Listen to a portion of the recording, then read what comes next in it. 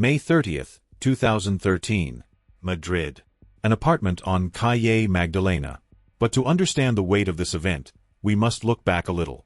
Mario Biondo, a 30-year-old cameraman from Palermo, was a man who, on the surface, had it all: a job at one of Spain's largest production companies and a marriage to Raquel Sánchez Silva, one of the most beloved and ubiquitous presenters on Spanish television at the time.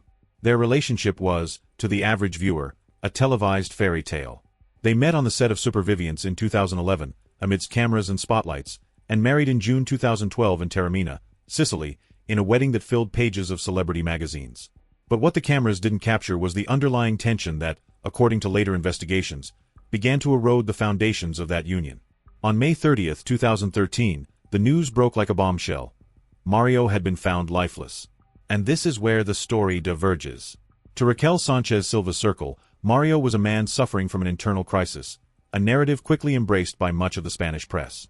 They began speaking of a tragic accident related to an erotic asphyxiation practice, an explanation that, from day one, closed the case in Spain with a speed that, even today, is disconcerting. But imagine the position of the Biondos in Italy.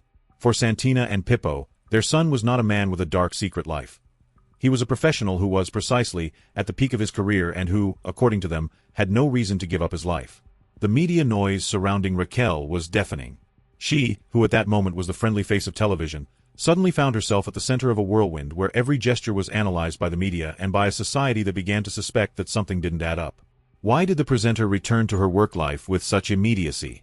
Why did the Biondo family feel that fundamental information about Mario's final minutes was being hidden from them? This is not just a case about a death. It is a case about how media power can influence the perception of an event. While Spain wanted to believe the accident version, in Italy, a distrust began to brew that would end up blowing up the relationship between the presenter and her husband's family. We are witnessing the beginning of a Cold War where silences carried more weight than public statements. To understand why Mario Biondo's parents could never accept the official version, you have to stop looking at magazine photos and start looking at the clock.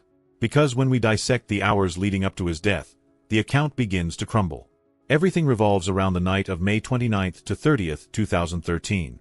The version conveyed to public opinion, maintained by the presenter's circle, painted a night of marital crisis.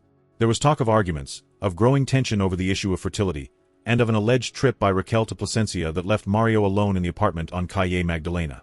But what really happened in those critical hours?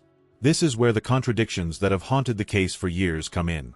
The neighbors, those who heard what was happening behind the apartment walls, provided testimonies that clash head-on with the official version. There was talk of noises at 12 o'clock midnight, of movements, of activity that does not fit with a man who, supposedly, was plunged into a state of deep depression. Why was an attempt made to simplify Mario Biondo's personality, labeling him from the first minute as someone unstable? For the family, this was a smear strategy. If you can convince the public that the deceased was a self-destructive person, no one will question the holes in a police investigation. And then we have the figure of Nacho Leonardi.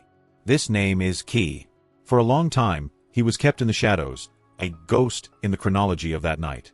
Phone records surfaced, as well as a connection to the presenter's circle that was systematically denied. What connection did Leonardi have to the couple? Why was there an attempt to hide his existence until the weight of the phone evidence made it impossible to keep denying it? But the most disturbing thing about this chronology is the handling of information. While Mario's family, from Italy, desperately tried to contact those around him in Madrid, they encountered a wall of silence. And in that silence, while Mario's body was at the coroner's office, things began to happen that defy logic. Calls were made from the house, devices were moved, and most seriously, Mario's digital life was accessed. While a father and mother were mourning the loss of their son, someone, or several someones, seemed much more concerned with cleaning up a digital trail than with explaining what had actually happened that night. This is not a story of a domestic accident, John. It is a story of damage control. And what the Spanish public saw on television, the image of a widow broken by grief, contrasted with the coldness with which, privately, Mario's belongings, his bills, and above all, his memory, were being managed. Why such a rush to erase everything that had to do with his life? That is the question that, in the heart of Palermo, Santina Biondo asks herself every day when she wakes up. If the scene on May 30th, 2013, already presented shadows, the trail left by technology after Mario Biondo's death is, quite simply, chilling.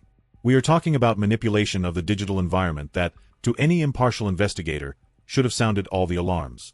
After his death, Mario's personal computer was not kept as a sealed piece of evidence. on the contrary. Remote connections were made, personal accounts were accessed, and there was a massive deletion of information from devices linked to the presenter's circle. How can it be explained that, while a father and mother were in shock trying to understand why their son was never going to call again, someone in Madrid was more concerned with cleaning the history of a computer? That urgency to erase the digital trail is one of the pieces that has weighed most heavily on the Biondo family's distrust. And this is where the story splits in two.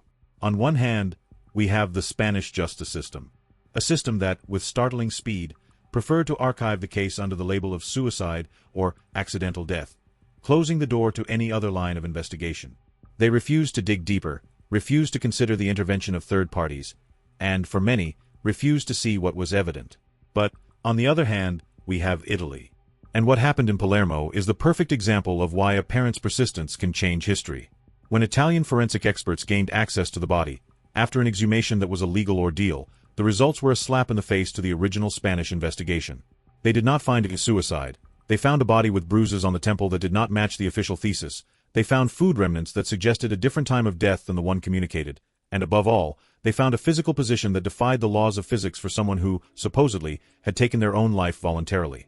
We are facing an unprecedented legal scenario in Europe. Two nations, two truths that repel each other.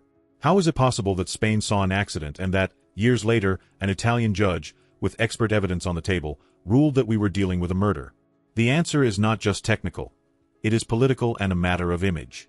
And while the two judicial systems threw reports at each other, Mario Biondo remained trapped in limbo, becoming the symbol of a system that, when in doubt, preferred to look the other way. The question that remains floating is, who was so interested in having the case closed quickly in Madrid? Because, as we have seen on John Crimes, when judicial haste overrides forensic evidence, the truth is always the first victim. If there is one thing that defines the Biondo case above any technicality, it is the tenacity of Santina and Pippo Biondo. For more than a decade, these parents have endured an ordeal that no human being should have to bear. It was not just about the loss of a son. It was about the constant humiliation of seeing one judicial system after another try to impose a truth that they, with evidence in hand, knew was false. While in Spain the institutional silence became heavy and hermetic, in Italy, the Biondo family achieved what seemed impossible. That the Italian justice system not only listened, but acted. They hired independent experts, financed exhumations, fought against bureaucracy and against the public discrediting that, at times, tried to paint their desperation as an obsession.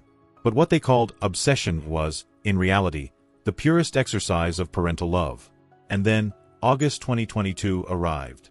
The magistrate of Palermo, Nicola Aiello, laid out a ruling that shook the foundations of the investigation.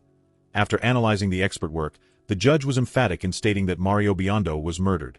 The evidence was too clear to ignore. The position of the body did not match a suicide, the bruises were not accidental, and the scene had been tampered with. It was a colossal moral victory for Santina and Pippo. But here the final tragedy of this story arises. Despite the fact that a European judicial ruling says, murder, Spain, the country where the events occurred, hides behind the previous archiving. We are facing a Kafkaesque legal scenario.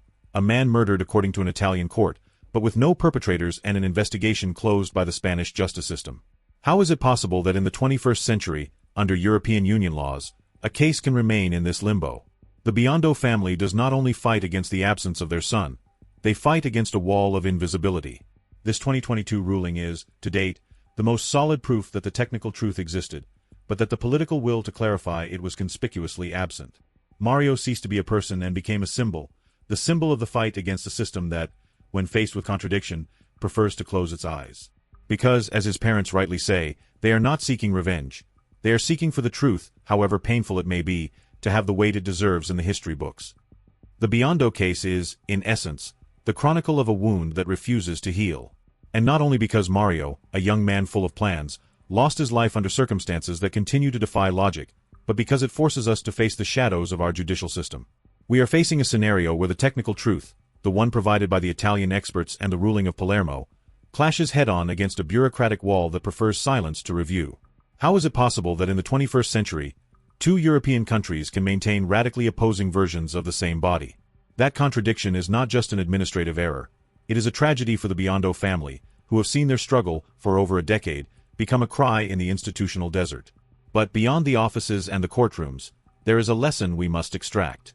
Mario was not only a victim of whatever happened that night on Calle Magdalena. He was also a victim of a media trial that tried, from minute one, to simplify his personality and his final moments so that the story would be easier to digest. The Biondo case teaches us that, when media power aligns with convenience, the search for justice becomes an almost impossible obstacle course. To this day, Mario Biondo remains the symbol of a justice that, out of lack of will or excessive haste, decided to look the other way. And that is precisely why, on this channel, we strive to dissect every document, every testimony, and every contradiction, because the truth should not be something that depends on geographical borders. As I always say, this analysis aims to bring order to the chaos of information surrounding this event. We will continue to monitor every development in this case, and of course, from John Crimes, we send all our strength to the Biondo family in their tireless fight for the truth. Thank you for joining me in this analysis and for the respect shown in dealing with such a deeply painful subject. Justice may be slow, and at times it may be unjust, but our memory is the last bastion of truth. I am John Crimes, and I will see you in the next investigation. See you soon.